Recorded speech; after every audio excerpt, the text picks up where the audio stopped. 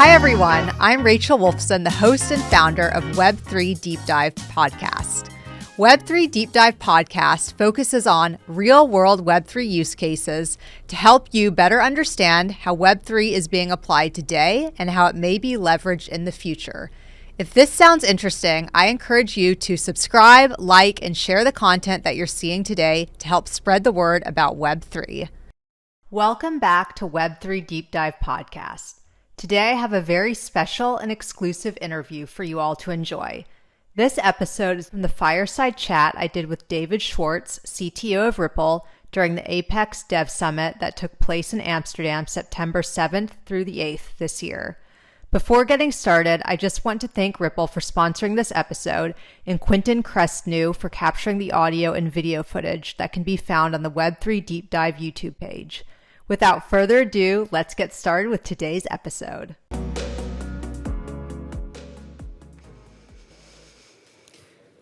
Thank you, Anshul, Carl, and Ryan. I think we're all excited for what comes next in tokenization.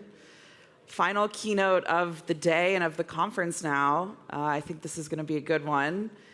The one and only David Schwartz is joined on stage by Rachel Wolfson of Cointelegraph to discuss the future of the XRP Ledger. Please welcome them.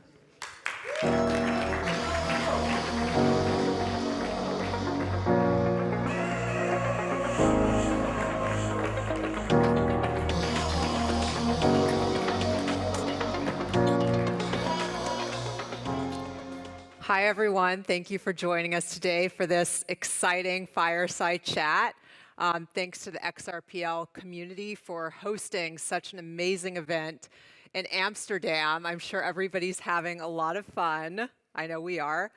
I'm so excited to be joined today by David Schwartz. He's CTO of Ripple, obviously one of the leading figures in the blockchain industry.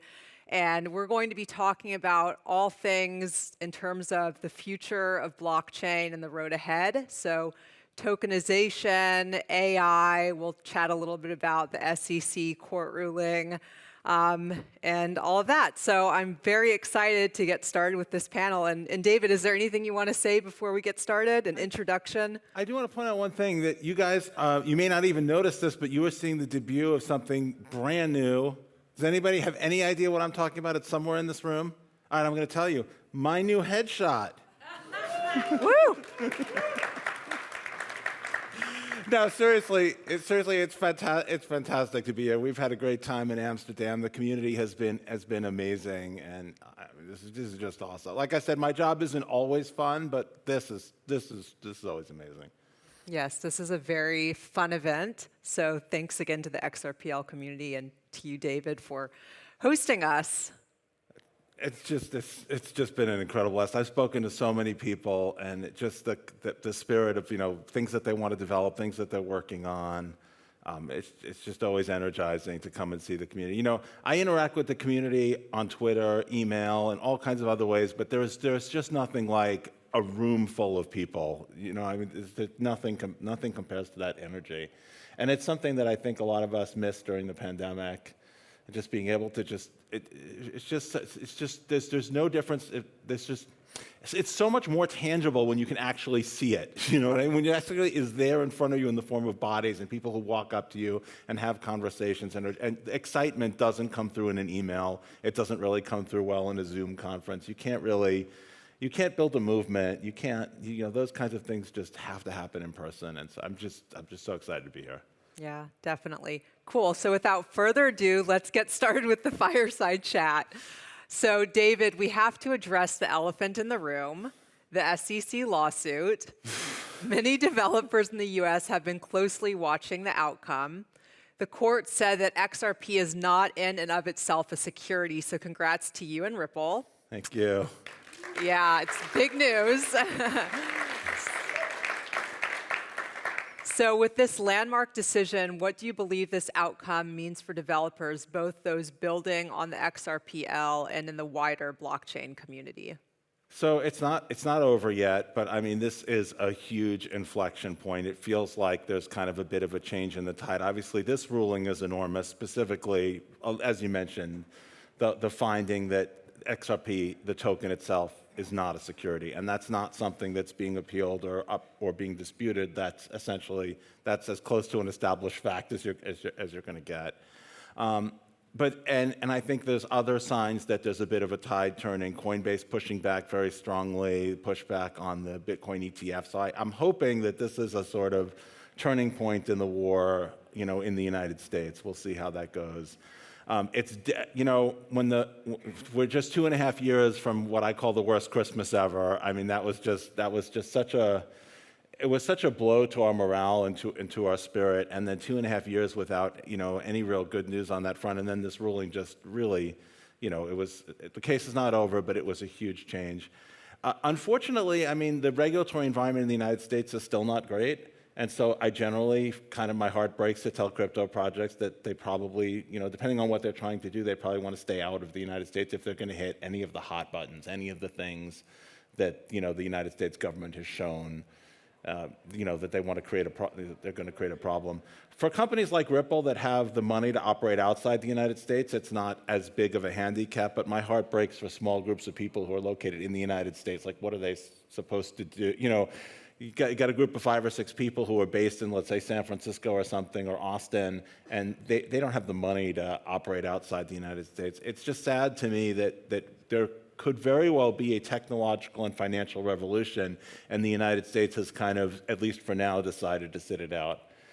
But I mean, there's certainly cause for optimism. I think we're going to see pushes for change in regulation. I think one big setback to that, of course, was Sam Bankman-Fried. He was the voice of crypto regulation in Washington, D.C., and I think a lot of senators and congressmen stuck their neck out for him and basically said, look, this is someone, there are good actors in this space who want to see regulation to organize the space, and unfortunately, they feel like they were betrayed and they look like fools.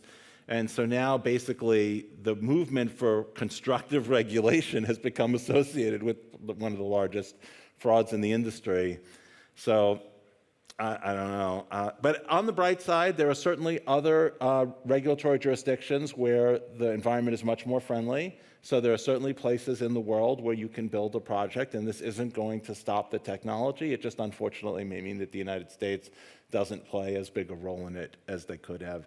I went through the sort of internet revolution, and that was very influential on me. And a lot of people may not know, particularly if they're younger, that there was a huge battle over the technology behind the internet around encryption, and criminals will use it to hide information so that law enforcement can't subpoena information to stop terrorist financing and spread of child pornography and radicalization of terrorists.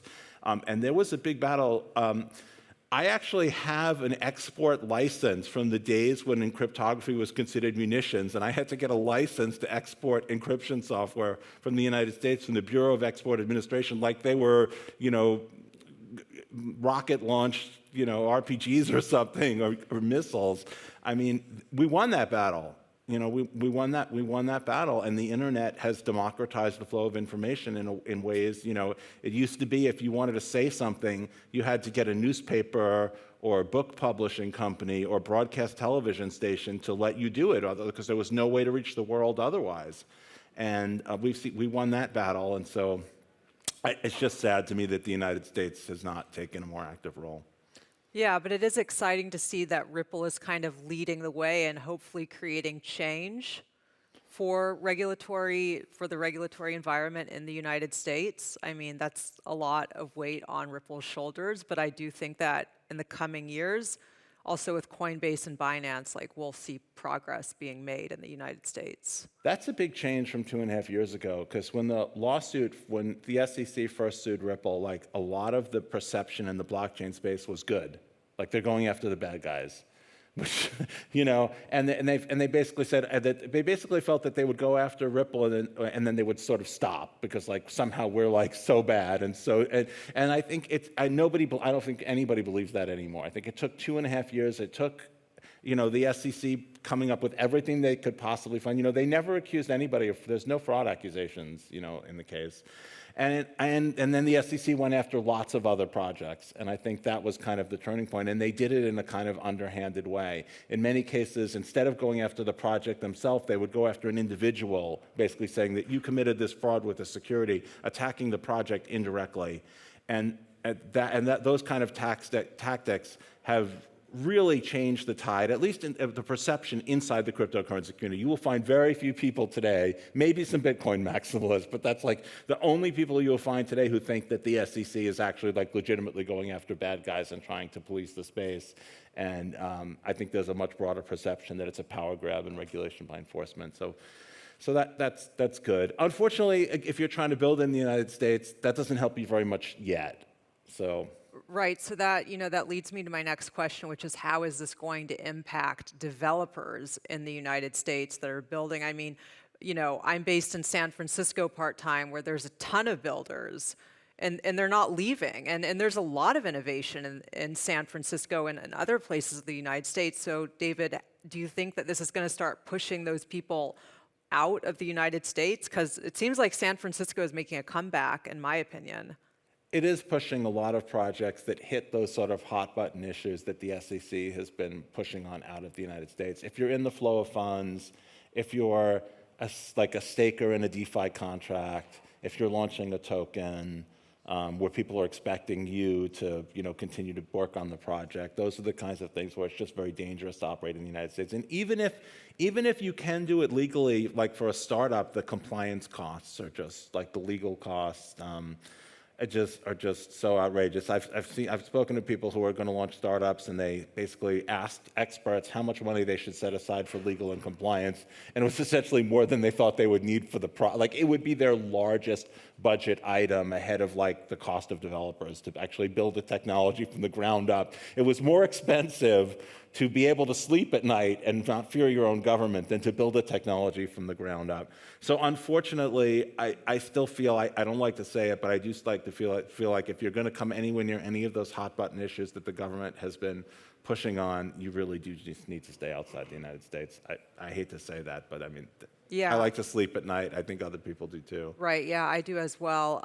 But for people based in places like San Francisco, what projects or what are people building that you think it's okay to be in the United States? You can be a technology provider if you're not in the flow funds. You can write software, that seems to be okay. I think you're okay on NFTs as long as, obviously I'm not a lawyer, get a legal opinion, but broadly speaking, I think you're okay if there isn't an expectation that you're going to build something else after you sell the NFT. So if I make an NFT and I sell it to you, and there's no expectation that that NFT is going to unlock something later, that I'm going to continue to grow the ecosystem, where you're buying the NFT because you want that NFT, you're probably going to be okay. Obviously, get your own legal opinion. If you're writing DeFi software, but you're not in the flow of funds, or you're not because you wrote the software, like you saw what happened with Tornado Cash, where basically they were arguing that it was essentially a partnership because everybody who had a stake in the contract had some revenue from the mixing. So if you're in the flow of funds like that, if you're in control, and this is one of the sucky things where the regulation is supposed to protect consumers, and essentially what's probably going to wind up happening is people are going to have less control over these technologies to avoid the regulatory problems, and as a result, if something goes wrong with them, there isn't going to be any, I'm sure you've all heard stories of tokens locked in smart contracts that misbehave, and there's no way to get the tokens out, and it's too much of a regulatory risk for the people creating these contracts to leave themselves some way to control them. So, I don't know, it's a little sad. I would say, try to find a way to get out of the United States. Really find an environment that's more regulatory friendly if you're going to hit any of those hot buttons. If you're launching a token, if people are going to rely on you to build the platform, if you're going to have control over the flow of funds, any of those kinds of things. Sorry. Yeah, no, let's switch gears a bit to a lighter topic. AI is revolutionizing various sectors. How do you see AI intersecting with blockchain technology? Are there any specific applications or concerns that come to your mind? Well, I think when the Skynet robot starts shooting at all of us, we'll use the blockchain to buy the things we need to defend ourselves from the AI robots. That's a great use case. I'm going to write about that. No, seriously though, there's a lot of different AI-related. First of all, I'll just give you my broad take on AI, which is that it is going to be a big deal. I'm not one of the doom and gloom people. I don't think we need to forget about everything else and focus on preventing AI robots from killing us or something. I do think there are threats with it. Any new technology is going to have threats. I don't think this is on the scale of like the threat of nuclear war or biological weapons, but I do think it is a technology that does present legitimate threats. One of the examples of a threat, and then I'll talk about the good stuff, but one example of a threat is the prospect of deep fakes. I think we're probably only a couple of years away from it being within the budget of any evil genius who's got $1 million to be able to produce hundreds of concurrent live streams of an event that's not happening. And so you could imagine a situation where maybe 5 years from now, someone on $1 million budget can create dozens and dozens of live streams of a terrorist attack in London that is not actually happening. And meanwhile, like everybody else is, here I am in London, there's no terrorist attack, what are you talking about? And we might have a very difficult time figuring out which is real and which is the fake. And that's a situation that we could really be in. And it's kind of funny, about at least 20 years ago, I was asked a very similar question about fakes at a very, very different conference from this one, as you might imagine.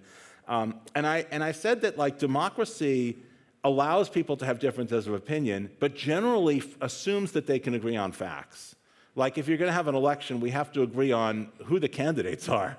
When is election day? These basic things. We should be able to agree on who the current leadership is, right? These are basic facts that we should be able to agree on as the sort of base from which we can have our differences of opinion. If we can't do that, it's hard to imagine how you can have a functional democracy. In the United States, the example I gave, I was in the United States at the time, is I gave an example of an election where we might not even be able to agree on who the current president is. And it turned out to be very prophetic, because if you know what's going on in U.S. politics right now, there's a significant group of people who are saying we can't trust the results of the election, and there's another significant group of people saying there's absolutely no reason to say, there's no basis in fact for that claim. And this is a very basic factual, the kind of thing that should not be in dispute. And AI is going to make those types of disputes much more common and much more difficult to address. It's going to make it much more easily for people who want to create that type of confusion to do so. And that's also going to mean it's going to be harder to hold people to account. Let's say I do some terrible thing, and there's video evidence, and there's pictures, and you've got all the evidence that you would have needed, 40, 30, 20 years ago to be absolutely certain I had done this I don't know, maybe I shoot somebody, and there's a video of me holding the gun, and right? I can claim that's a deep fake. And there's a problem in that how plausible is that claim, and how can you know whether I'm telling the truth or not? And that's going to leave us in a situation where it's going to be very hard to hold people accountable, and it's going to put pressure on things like our justice systems. It used to be that forensic evidence wasn't a thing. All you had was if you had eyewitnesses or you couldn't tell who did something. Today, we have lots of forensic evidence. We have things like DNA and bullet matching a bullet to a gun. And there have been some abuses. I don't know how many of you know about some of the stories of abuses of people who claimed that they could match bite marks to teeth when they couldn't, people who claimed that they could prove that fires were arson when that was just complete, pseudoscience. We're going to have another wave of that, but it's not going to be pseudoscience. It's going to be the ability to falsify evidence. It's going to be so easy to falsify evidence so conclusively. And then, of course, we're going to have people who are going to attack legitimate evidence on the grounds that we can't tell that it's not falsified. The only way I see blockchain helping much with that is at least blockchain can prevent you from reconstructing the past. So blockchain can't prevent me from making a false claim now, but it can prevent me from making a false claim about something that happened in the past, because we may be able to use it to date things more accurately. So if there's some legitimate footage from a certain date, it could be time-stamped through a blockchain, and that could make it harder for me to sort of reconstruct the past and claim that some footage I'm showing you now was something that happened in the past. That's a small victory, but it's a victory. So from the doom and gloom to the good stuff, some of the potential for AI, AI image generation has come an incredible, I don't know if any of you guys saw my tweet, but I had a tweet where I showed what AI image generation looked like just 1 year ago and what it looks like today, and the difference is just astounding. It's just astronomical. And it was these images of a girl, and someone said, 3 years from now, you make the image and she comes to your door, which, it's funny. But it's almost true.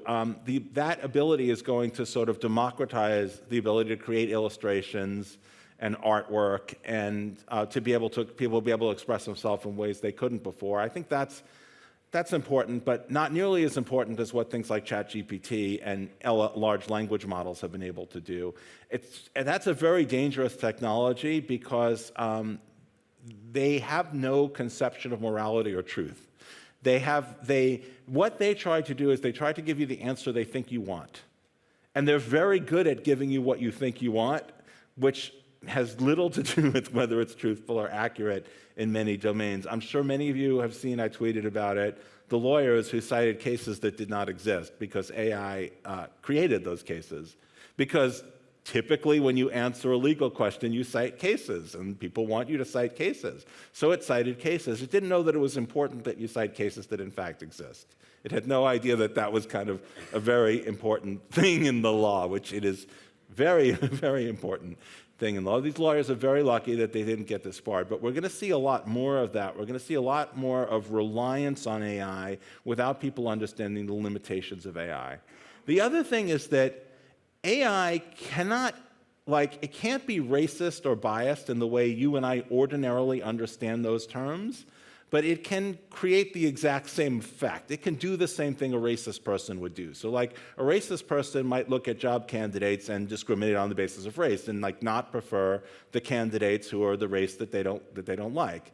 And we can make an AI, we can just not tell it race. And so in theory, it can't do that. But what winds up happening is it winds up preferring candidates who have, in their background, they have things like their name is Chad, which, let's be honest, that's a proxy for gender and race. There's no reason to prefer people named Chad. There's no rational reason. But the AI isn't doing it because the AI is racist or misogynist or something. The AI is saying, well, you hired people named Chad in the past and they were successful, and that may be because you had biased practice, that may be because of biased human practices, but it will carry through those biases because the biases are inherent in the data. If you ask it to draw a woman, you'll probably get a young white woman, because most of the training, that's what a lot of the training data consists of, and if you want someone from another race, you have to tell it that. So it's sort of the default is whatever is dominant in its input data, and what's dominant in its input data can carry forward human biases. And that's a huge problem that can happen without us ever intending to do it. And the biggest problem is most AIs are black boxes. ChatGPT cannot tell you why it gave you a particular answer. So if it gives you an answer like, hey, this person shouldn't be on probation, they're likely to reoffend, it can't tell you why it said that. It can't enumerate what factors it used. So if it used the fact that that person's name wasn't Chad, it can't tell you that. And so it's very difficult to see how the biases in the input data make it through into the output data. I don't know if blockchain is going to be able to help with any of those things, but I know that those are going to be real problems that we're going to have to tangle with. Yeah, that's a great answer, really insightful. What are your thoughts on AI chatbots for developers to write software faster or just easier? I think I had a conversation, well, I did have a conversation yesterday about someone at Ripple X was mentioning that. Do you have any thoughts on AI being used for that? I think it's a fantastic time saver. You do have to be very careful with it, but it is a great time saver. There are a number of similar tools like frameworks that don't use AI, but this is sort of like a turbocharged version of that. That may also sort of democratize the ability to code. There's a lot of gatekeeping in coding. If you want to write code in the XRP Ledger software itself, the cost of admission is very high. The knowledge base that you need in order to do that just without breaking something is extraordinarily high. And anything that we can do to sort of reduce that barrier to entry is going to be a really good thing. AI is one of the technologies that does seem to be improving that quite a bit. I have not messed with it myself yet. So I can't tell you what the firsthand experience is like, but I've seen people who wanted to write a game in a particular framework, and they told the AI just the most basic parameters of the game, and they actually had a functional working game, like a couple of iterations, like, oh, you didn't understand what I meant by this, but a very like conversational interaction, and then they had a working game. They had all the framework, and then they could change the places where they wanted things that were really different. But that's a pretty significant time saver. I can tell you, as a programmer, a lot of time is spent in boilerplate. A lot of time is spent in just, like, I want a class that does these things and has these members, and I need, and it's just a lot of time just turning that into code before you actually get to do the sort of creative part. And anything that could streamline that is going to be fantastic. We'll see how that goes. But I mean, if you look at where AI has come in just 2 years, I don't see any reason that's going to slow down. Some technologies, you see these revolutions and then they sort of slow down, and so then if they don't have the impact that you might have thought. But I don't see this slowing down. I think we're going to continue to. I guess the thing that's frightening to me is the algorithms that ChatGPT uses are really dumb. Like if I explain them in detail, you'd be like, seriously, that's what ChatGPT is doing? That doesn't sound like that should be able to produce anything. Like we thought that like if you wanted to create something that could do the kinds of things that ChatGPT could do, you'd have to do them more or less the way a human brain works. You'd have to sort of like implement general intelligence. And it turns out that you can fake a very significant fraction of what we think of as intelligence in these I hate to say it, but they're shockingly dumb. They're basically just pattern matching. They basically find patterns in the input and replicate them in the output by giving the output that tends to match the types of inputs. Like, we don't think of that as intelligence. We think of that as just like very simple number crunching. And it's a little frightening to think that what we think of as the outputs of intelligence may be easily produced with algorithms that don't seem very intelligent to us. I don't know where I was going with that, but I hope you found that. Yeah. I mean, no, because I think a lot of people think AI has all the answers, but like you said, I agree, it's a time saver.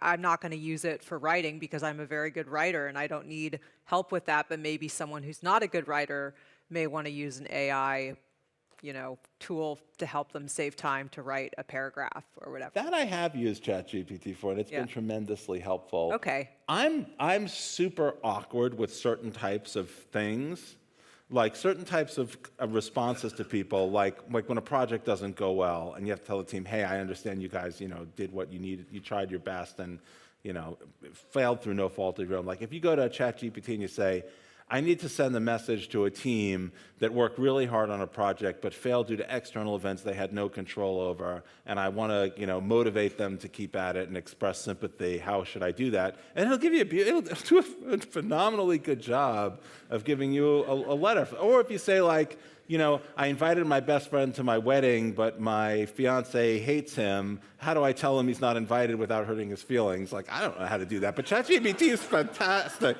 ChatGPT is actually fantastic at that kind of thing.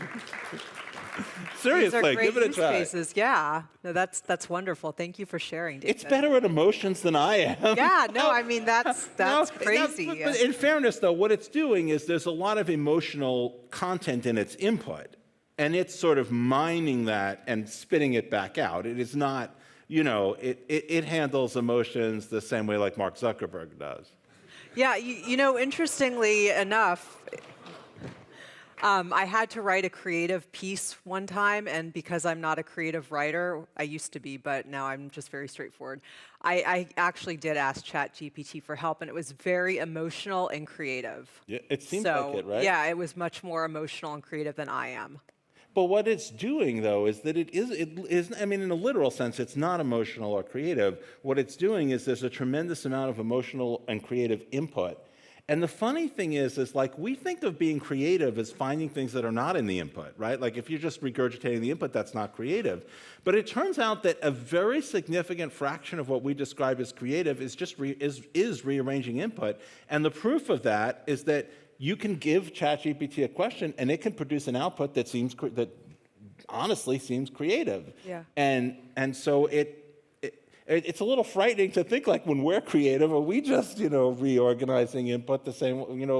I think we solve problems very differently from the way AI does. It's just shocking that the things that we thought that you needed, the sort of emotion and commitment to truth and all the sort of things that we value in people that we interact with, that we thought you needed to produce those types of outputs, you can produce those outputs without having those things. Right. That's scary. Yeah, it's crazy. Okay, let's talk about tokenization. The concept of tokenization has grown beyond just cryptocurrency. Assets, rights, and even identities are getting tokenized today. So how do you envision the broader role of tokenization in reshaping finance, and where does XRPL fit into the narrative? Yeah, there's been a lot of interest recently in real-world asset tokenization, even from outside the crypto space, from traditional finance. I think people are starting to realize that there's a lot of friction in the transfer of certain types of value. Real estate is like the best example of an area where there's high friction. And some of that friction is inherent. If I'm buying a piece of real estate, like I have to check it out. It's not, real estate is the ultimate in something that's not fungible. But a lot of that is just legacy, the way the systems work. Things like small investments, things like loans and mortgages, like tokenizing those things democratizes access to them. And for people who live in some countries, like particularly the United States, where we're incredibly overbanked and we have access to financial services of all kinds, it doesn't really resonate with us the type of the problems that people who don't have like that type of industry catering to them that they have. Like if you ask an American and they'll tell you, oh, I hate my bank, and you say, why? And it's like, oh, because I have to press 1 for English at the ATM, and I'm in America, why? An American bank, why should I have to press 1 for English? They love their bank. I mean, if that's their biggest complaint, they love their bank. They're well served. Credit cards suck, there's that fee, but the consumer doesn't see it. And so consumers are well served by those technologies, but you don't have to go far outside of that small first world bubble to find people who are very poorly served, people who basically have to stuff money in a mattress and hope that the government doesn't depreciate it. And tokenized assets can democratize access to quality investment products. Tokenized loans that can be collateralized can provide people access to financial services that they just haven't been able to have access to.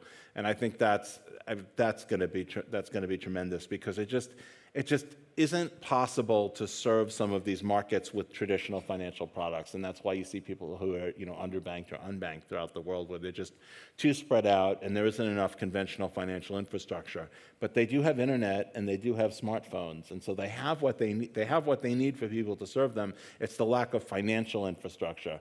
And as you saw in many third world countries that skip landlines, they're going to skip traditional financial infrastructure too. And for much the same reason, it's very difficult to build branches of a bank. Who even uses bank branches anymore? I remember when online banking first became a thing, and I remember there were articles that online, it makes no sense, because there's only 2 things a person wants to do at a bank: deposit their paycheck and get cash. And those are 2 things you can't do online. Well, you can do the equivalent of those 2 things online right now. First of all, you don't even need to deposit your paycheck. That's all handled online now. But you can deposit your paycheck from a phone. And while you can't get physical cash, you can do the equivalent, because you can load onto a prepaid card, or you can have a prepaid card attached to your account. Those things have all been replaced by higher tech substitutes that don't require you. It really wouldn't be inconvenient at all if you didn't live near a branch of your bank. It used to be you would go to your local bank branch because that's where all your financial services would be. You don't go there for a loan. How many people would go to a local bank branch if they need a loan, right? Nobody would do that anymore.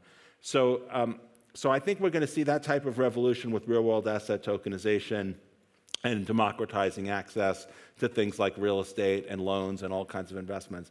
The XRP Ledger was built to do those things. That was kind of the earliest ideas that we had way back in 2012, was this idea of a multi-asset exchange where payments could be cross-asset, cross-jurisdiction, cross-issuer even, because you could have multiple issuers of assets sort of denominated in the same currency. All of those capabilities were built into the XRP Ledger. So I'm hoping that we're going to see, as real-world asset tokenization projects grow, I think the XRP Ledger is going to be a really good platform for them to launch on, particularly because of the low fees and because of the integration with the DEX, with the proximity to sort of the movement of funds. The ability, if someone's going to buy What do you want to do with a real-world tokenized asset? You want to buy it, you want to sell it, you want to hold it, you want to transfer it. And if you want to buy it and sell it, you want to be able to do that with whatever asset is convenient for you. You don't want to tie, if you tokenize some sort of debt, like you don't want to tie it to US dollars, because then that limits access to it to people who have sort of proximity to US dollars. One of the things the XRP Ledger is good for is giving you sort of proximity to many different assets, and that exchange is seamlessly built in. So I think that's one of the many reasons why the XRP Ledger is going to be a good place to launch tokenized real-world assets. I think we'll see that in the next year, year and a half. Cool, yeah, and there's already, yeah. And there's already a number of projects using the XRP Ledger for tokenization use cases. So yeah, hopefully we'll see more. We will see more. It's funny how many projects I found out about because they filed briefs in our litigation with the SEC. That was the weirdest thing ever. I don't know if you guys remember when numerous participants in the XRP Ledger ecosystem filed briefs with the court saying, hey, we're using the SEC has said the XRP has no utility. And there were projects I'd never heard of, that I'd never seen. It's like the least efficient way for me to find out about. Yeah, no, that's interesting, actually. Okay. Let's talk about interoperability. How crucial, in your opinion, is cross-chain collaboration? And how is Ripple and XRPL approaching this? And what do you think developers should keep in mind when it comes to that? Well, I think that's critical. I think the idea that I don't think there is anybody yet, again, maybe a couple of Bitcoin maximalists who think even the Bitcoin ecosystem has accepted that like the layer one is not, everything is not going to happen on layer one. They've all come to accept that interoperability is going to be important, that different blockchains are going to have to focus on different use cases and target different groups of people. So interoperability is going to have to exist to make that painless. If there's a layer one and it serves some subset of what people want, but not everything, if you think about technologies that have been successful, the internet being my favorite example, like everything that you want is on the internet. And if it's not, why the hell isn't it? Like where the hell else would it be, right? Like that ecosystem has everything you could possibly want it. And that's why probably every single person in this room has a phone on them that gives them access to the internet. And the vast majority of you probably have home internet access. And it's not for any one specific thing. It's because the whole ecosystem has tremendous value to you. And it's that portability.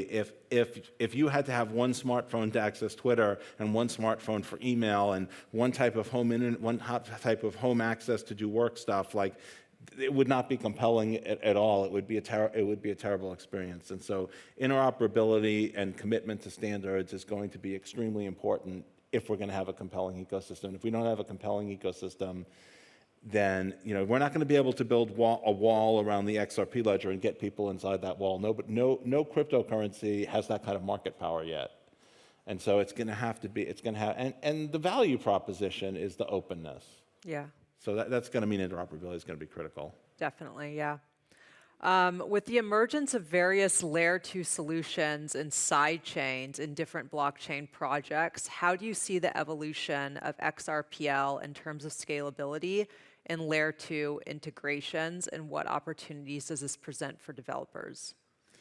Yeah, so that's kind of the other half of what I was just saying. So the way the interoperability is going to look probably for the XRP ledger is probably going to be side chains or sort of adjacent layer ones. So if you think about a feature like any sort of feature that's kind of heavy and that requires like tremendous resources to implement, hooks is a good example of a feature that's like moderately heavy.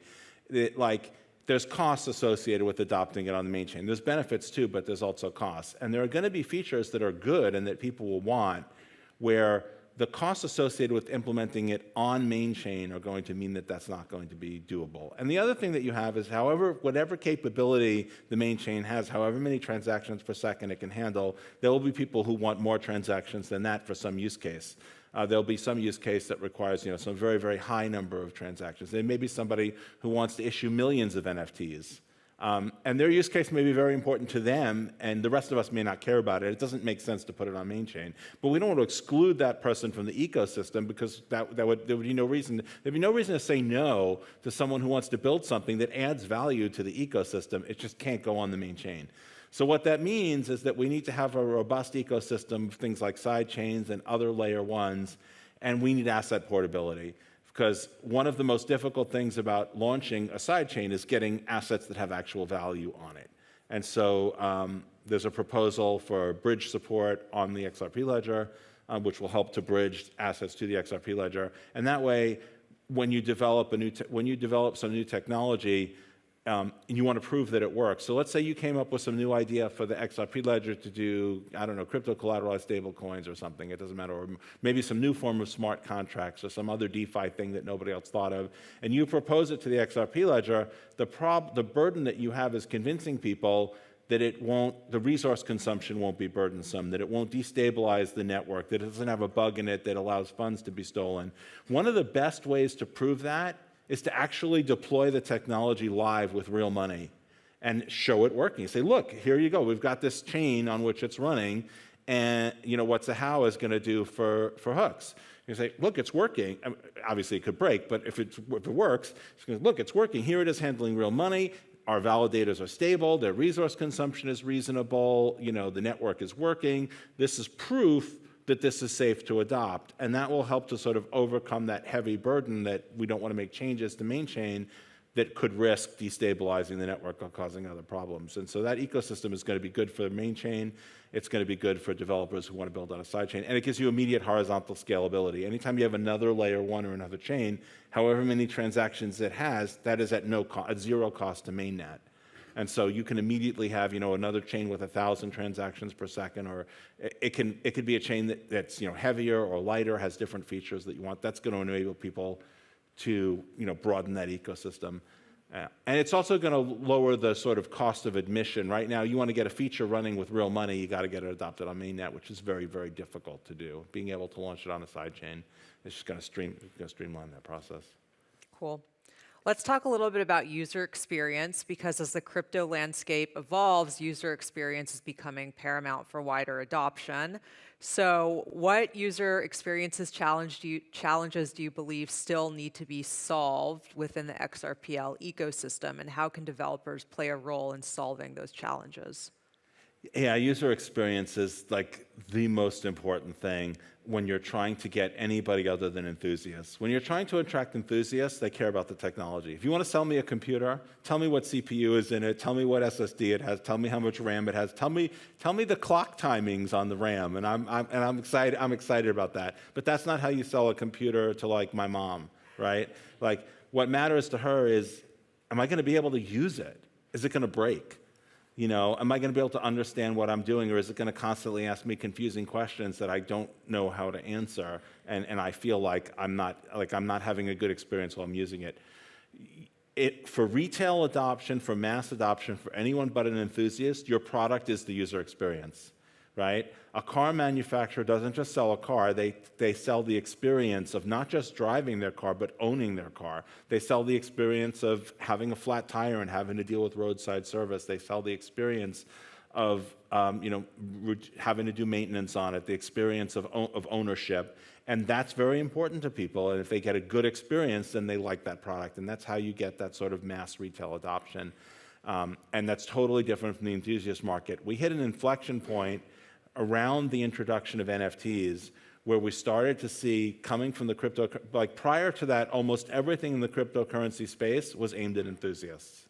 The idea was you had to really care about decentralization, and you had to care about the tech and understand what encryption and digital signatures were to use the tech, and that was fine because that was what everybody was excited about. But we first started to see projects, NFT-based, I think were around the very first, that were basically all around the user experience, that were like, NBA Hot Shots is a good example, Top Shots, was a good example they were not that successful, but they sold something like $1 billion worth of NFTs before they failed. So it's hard to use them as a bad example. I mean, that was astonishing, right? But what was interesting was that how many of their customers even knew what technology they were using? I don't even know that most of them cared. What they cared about was that there were players in the NBA that they liked, and they owned a piece of them that nobody else owned, and that's what was important. It was that user experience. And so it's going to be extremely critical, if you're aiming for mass adoption, that the user experience be fantastic. One of the biggest problems, of course, is custody. There's no technical service for the XRP Ledger. Like if you make a bad transaction, there's no friendly person answering the customer service phone number to help, the stereotypical, mom to be able to resolve a problem. And some of that is inherent in the technology, and that's something we're going to have to figure out. Every technology that's got mass adoption has had to figure that out. If some of you are old enough to remember copying machines like 20 years ago and printers, they broke down all the time. And if you wanted to have one, you had to have an office with someone professional coming around to service it routinely. And that means nobody's going to be able to print things at home. Like they had to solve the problem of making the technology reliable and bulletproof, and just nail down those user experiences. And that's what we have to do if we want mass adoption. Yeah, those are great points. I agree 100%. So we only have time for a few more questions, and I want to leave time for some jokes because David has a ton of great jokes. But the last question I'll ask before we get into the jokes, what are you looking forward to in terms of Apex 2024 next year, which I believe is in June? Mm-hmm. Possibly in Amsterdam? Right, yes, it's going to be in Amsterdam. Yeah. June 2024. I want to see all of you there. You too. Everyone here needs You, to be not here. so much. But what are you looking It's not forward to? indicating any specific person. This guy here lost smiling at me, thinks I was indicating him. I was pointing in his general direction, but I was pointing over him, actually the guy right behind him. Yeah, you. Yeah. Yep, one nodding. Yep. You're excused. Everyone is welcome next year, and we hope to see all of you. But David, what are you looking forward to? Like, what do you hope to talk about next year? What are you excited about? Well, I really hope that I'm going to be able to talk about how amazing the AMM implementation went and have some actual numbers on how it's actually working. But I'm also just very excited to see what members of the community are able to come up with that I can't, ever think of. And of course, you'll get an update on real-world asset tokenization, which I think is going to come pretty far. And of course, decentralized identity and all of those other things that I talked about should be, pretty far along. Cool. Anything else before the jokes? No, we've got 3 minutes for jokes. I know sometimes your jokes can be about 3 minutes, so. Well, you know what I'll do? I haven't told a pirate joke in a while, and in honor of hooks, I'm going to tell my favorite pirate joke. This is my absolute favorite pirate joke of all. It's a tight field because there's a lot of pirate jokes. I just have to apologize. I cannot do a pirate accent. I apologize for that. You will not hear a pirate accent. You'll have to imagine that the lines that pirate says are in a pirate accent, but I'm not even going to try to do it. So a man just finished work, and he's walking home, and he's kind of thirsty. He passes by a bar, and he decides that he'll stop in and get something to drink. So he stops in the bar, and he sees a man at the end of the bar in a pirate costume. And I mean the most amazing Hollywood-grade pirate costume you've ever seen. Peg leg, hook hand, eye patch, everything but the parrot. And he walks up to the guy, and he says, I can't help but noticing that is one of the most incredible pirate costumes I've ever seen. He says, pirate costume? I'm a pirate. He's like, oh, that's very funny, but there aren't pirates anymore. He goes, no, there still are pirates. He's like, no, there aren't pirates. And it's like, no, there still are pirates. I'm a pirate. He says, all right, if you're a pirate, how'd you get the peg leg? He says, well, you're never going to believe this. It was my very first day as a pirate. Got into a battle, you know how it happens, and lost my leg. Won the battle, but they cut my leg off. When you're a pirate, you get a peg leg. The guy's like, I guess I don't know what I expected, but okay. I don't know that I believe that, but all right, tell me about the hook hand. He says, well, you're never going to believe this one. It was my second day as a pirate. I got into another battle, and I was unsteady because of the peg leg, and they cut my arm off. And when you're a pirate and you lose your arm, you get a hook hand. He goes, oh, I guess I don't know what I expected. I guess that makes sense. I don't know if I believe that, but I guess in for a penny, in for a pound. How'd you get the eye patch? He says, well, you're never going to believe this one. It was my third day as a pirate. We were coming into port, and I heard a sound up above me. And so I looked up, and a seagull just relieved himself right in my eye. He goes, I don't know that I believe the peg leg. I don't know about the hook hand. But there is no way I'm going to believe that you lost your eye because a seagull, crapped in your eye. He says, well, you have to remember, son, it was my first day with the hook.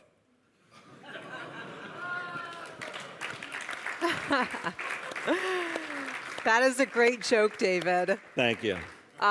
Cool. Well, on that note, I think Nothing can follow that. Yeah, nothing can follow that, so I think we're good here. Thank you, everyone, for joining us. This has been an amazing event. I can't wait until next year's event. And David, it's always a pleasure to speak with you.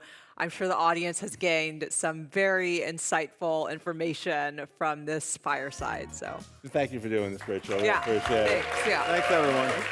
Special thanks to Aaron Bender for producing Web3 Deep Dive podcast. I'd also like to thank the sponsors behind Web3 Deep Dive. Finally, thanks to the listeners for tuning in. Please be sure to subscribe, like, and share. I'll see you guys next time.